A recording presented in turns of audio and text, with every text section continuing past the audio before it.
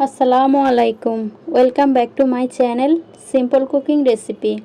Simple cooking রেসিপিতে আরও একটি নতুন রেসিপি দেখার জন্য সবাইকে স্বাগত জানাচ্ছি। আজকের পর্বে আমি আপনাদের জন্য আরও একটি সহজ এবং মজাদার রেসিপি নিয়ে হাজির হয়েছি। আজকে শেয়ার করব ইলিশ মাছের মাথা দিয়ে কচুরলতি রেসিপি। এই রান্নাটা অনেকেই রান্না করেন, কিন্তু এইভাবে একবার রান্না করে খেয়ে দেখবেন, খেতে কিন্তু দারুণ লাগে। যারা লতি খেতে ভালোবাসেন কিন্তু রান্না করতে ভয় পান যে গলা চুলকাবে, তারা এই পদ্ধতি ফলো করে রান্না করলে একদম গলা ধরবে না আর খেতে হবে দুর্দান্ত।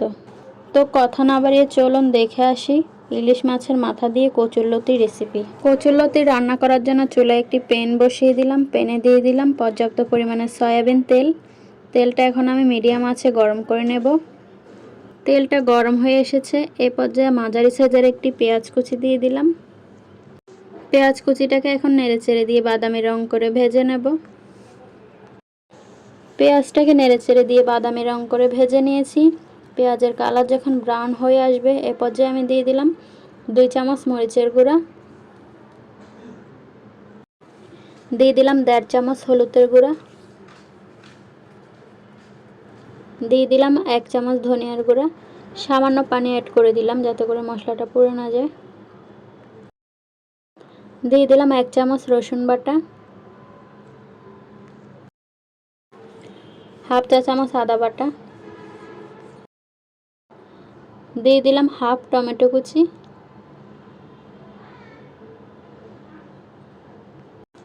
এ পর্যায়ে খুব ভালো করে নেড়েচেড়ে দেব মশলাটা খুব ভালো করে নেড়েচেড়ে দেওয়ার পর বেশ কিছুক্ষণ কষিয়ে নেব, মশলার গায়ে যেন কোনো গন্ধ না থাকে।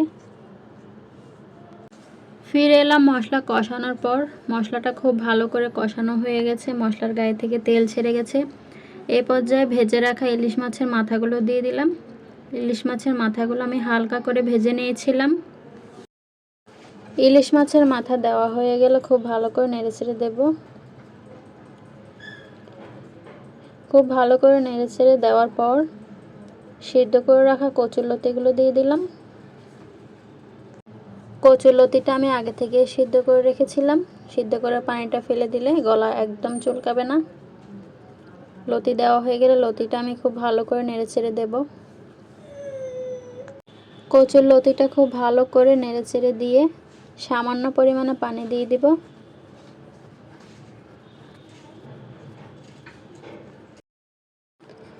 পানি দেওয়া হয়ে গেলে এ পর্যায়ে ঢাকনা দিয়ে ঢেকে দেব।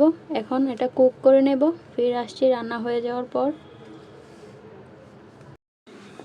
ফিরে এলাম রান্না হয়ে যাওয়ার পর। দেখতেই পাচ্ছেন কচুরলতিটা আমার রান্না করা হয়ে গেছে। এখন আমি নামিয়ে সার্ভ করে দেখিয়ে দিচ্ছি এটা কেমন হয়েছে। দেখতেই পাচ্ছেন আমি সার্ভ করে নিয়েছি ইলিশ মাছের মাথা দিয়ে কচুরলতি রেসিপি। দেখতে যেমন লোভনীয় হয়েছে, খেতে অনেক বেশি মজা হয়েছিল। আসলে এটা খেতে অনেক বেশি মজা হয়েছিল। আমার এই রেসিপি ফলো করে চাইলে আপনারাও ট্রাই করতে পারেন। ট্রাই করে আমাকে কমেন্ট করে জানাতে পারেন এটা কেমন হয়েছে খেতে। আর একটু লেবুর রস দিয়ে খেতে পারেন, খেতে কিন্তু দুর্দান্ত লাগে। এইরকম আরও নিত্য নতুন সহজ রেসিপি পেতে আমার চ্যানেলের সাথে জুড়েই থাকুন। দেখা হচ্ছে পরবর্তী কোনো রেসিপিতে। এই পর্যন্ত সবাই ভালো থাকুন, সুস্থ থাকুন। সবার সুস্থতা কামনা করছি। আল্লাহ হাফেজ।